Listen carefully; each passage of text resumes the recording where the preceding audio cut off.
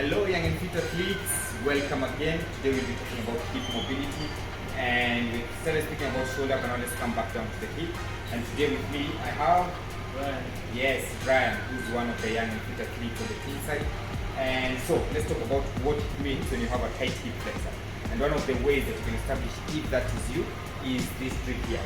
So Brian is going to show us. You lie on your back there, and then your hip, like your bum going this way, should be off whatever place that you're lying on. Okay?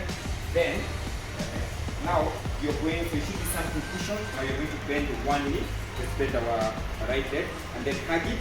Now take note of what's happening with this leg and then pull it as close to your chest as you can. So if this knee lifts up, that's a sign that you have a tight hip flexor muscle. If, let's come back down. Let's do it again just so that you can see the difference. So look at where that knee is. Now lift. Look at how it lifts. Continue, lift all the way up. Okay, now, if it lifts and then does this, comes outward, then that's a sign of a tight IT band. If you've heard of IT band, people saying you have a tight IT band, that's a sign that you have a tight IT band. So for Ryan, the only thing that maybe we should say he has is tight hip flexors, which means even one of his quad triceps, his thigh muscles are tight. So what can you do about this? Let's stand up. Now, one of the fixes will be you're going to stretch your hip flexor and your quad muscles. Now, the problem that people do is that they only target the main hip flexor, the primary hip flexor. Today, we are going to target different hip flexors, the primary hip flexor, secondary, tertiary. You don't need to worry about that, but let's start with the one that people are used to. So, we get close to the wall, and then it's called, so this one really targets the quads. You get your knee as close to the wall as you can. The closer it is, the more you feel it. Yeah, so let's do your 1 to 3, yeah, your left leg, and then the other, so knee down on the ground, and then this up, flat. Then what you're trying to do is to be up. Yeah, so you should be really between each of these quads. Now if you can, just pointing up, and then he leans back onto the wall. Yeah, so he really feels it, and again this goes on to prove what we have just seen here. So he's going to stay there. Now if you feel pain while in that position, just move your knee further from the wall. Yeah, somewhere there, and then you get back up. That's a bit comfortable, and then in this position now, you should breathe in and out, deep breaths, because breathing really helps relax the muscle. So deep breath in, and then out. As he breathes out, he leans further back. Okay, just be careful not to hyperextend. So he holds there. Now the other one he's going to do now is he steps further forward, and then pushes his hip forward a bit.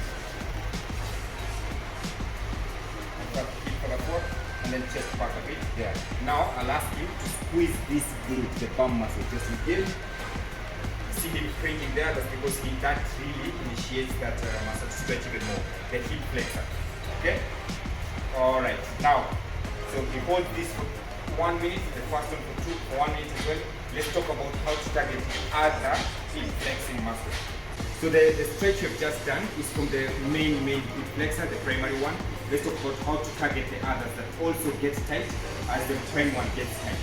So we are going to, Brian's going to show us how to anchor ourselves using an immovable object. So he goes down, just come see what's happening to this foot here. So you see that foot is anchored right next to this immovable object, and then other than stepping straight forward, which is what he did on the wall, he's going to step further outwards there. And then he pushes his hips forward a bit and inwards. And then squeezes this glute. Now what this is doing is that it's stretching his hip flexor and his inner thigh.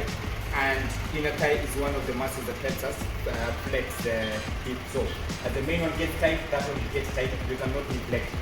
So we get there, we stay for 1 minute, deep breath, follow, deep breath, and then lastly, he comes to the other side of the box, anchors, we're still on the same leg, anchors that leg there, and then step forward, and not straight forward, but sort of inwards now, so direct opposite, and then pushes his hips forward, and then tightens that glute. So this gets now more of the outer part of his thigh. Okay, so 30 seconds needs a bit of a balance. You can have something there to hold on to. If you find that you're losing your balance, push that, squeeze your glutes, deep breath there for like 1 minute, and then he relaxes. So now, always is good to test and then we retest. So let's see whether there will be some good things that have happened. So now, always we go back and retest. Now, I hope it's visible that there's some little difference that has taken place. But this is because me and Ryan have only held this position for 10 seconds. If you hold this for long, then you find that his knee will be somewhere there while he pulls that side. Okay? And if you even do this for someone, then tell you the clean stretch around there.